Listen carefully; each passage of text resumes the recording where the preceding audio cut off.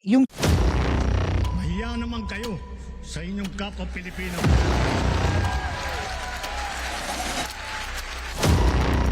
Pinastos pa nila ako. Of detention and the basis of detention. And that's the smoking gun ng proceeds of the illegal. You are law enforcement, the highest law enforcement official being head of PNP.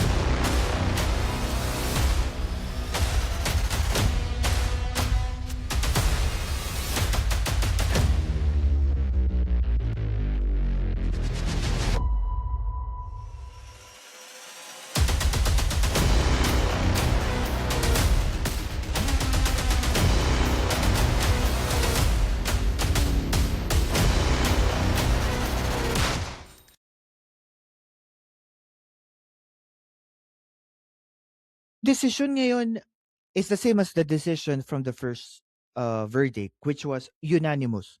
Wala tayong nakitang dissenting opinion. Is it like telling na para bang merong pinapaboran ang Korte Suprema? Kasi hindi ko pa narinig o nakita, hindi naman ako lawyer, pero as far as what my knowledge is, or siguro wala akong nalaman na desisyon ng Korte Suprema na naglabas sila na kahit isa wala nag-dissent or walang ibang opinion sa desisyon na to. Kasi pag ako'y nagbabasa ng mga court case, tig ko lang yan, lalo na yung historical.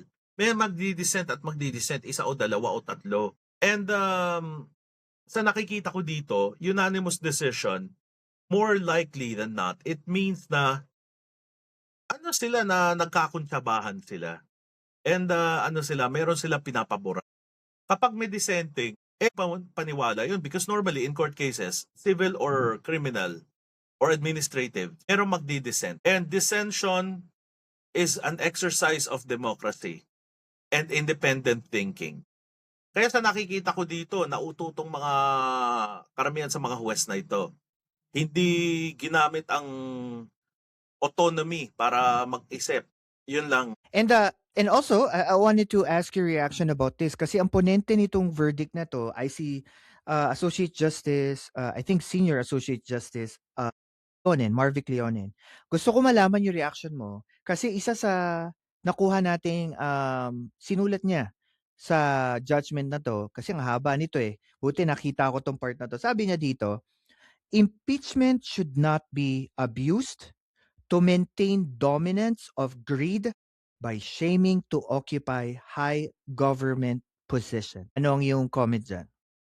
Or reaction? Ang intention ng impeachment is not to shame those in power. Ikaw talaga, malinaw pa sa tubig sa dagat, at maliwanag pa sa sikat ng araw na may ginawang mali si Sara. Kaya dapat lang i-impeach yan. Maraming lapses yan as Vice President. Lalong-lalo na yung pagbabanta niya sa Pangulo. Napakaseryoso niyan. Kahit sabihin pang may criminal case yan si Sara, kailangan pa rin ma-impeach yan si Sara because she's fast becoming a threat to our national security. Instead of being part of the government, she's trying to break away from it. And so to penalize her, for her to stop whatever she's doing, the evil things, dapat na ma-impeach. Hindi hinihiya si Sara dito. Rather, she's being taught a lesson that she should not mess with the government that she is a part of.